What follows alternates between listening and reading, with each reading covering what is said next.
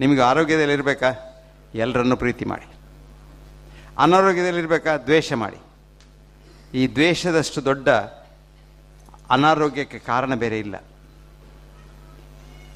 ಅದು ಆ ದ್ವೇಷವೇ ನಿಮ್ಮನ್ನು ಕೊಲ್ಲೋದು, ಆ ನೆಗೆಟಿವ್ ಥಾಟ್ಸೇ ನಿಮ್ಮನ್ನು ಕೊಲ್ಲೋದು. ಮತ್ತು ನೀವು ಸುಮ್ಮನೆ ಇದರಲ್ಲಿ ಕೊಲೆಸ್ಟ್ರಾಲ್ ಉಂಟು, ಇದು ಅಂಬಡೆ ಒಳ್ಳೆಯದಲ್ಲ, ಇದು ಪೂರಿ ಒಳ್ಳೆಯದಲ್ಲ, ಇದು ಸುಮ್ಮನೆ ಒಳ್ಳೆಯದಲ್ಲ ಅಂತ ಹೇಳಿಯೇ ಸಾಯ್ತೀರಿ ನೀವು.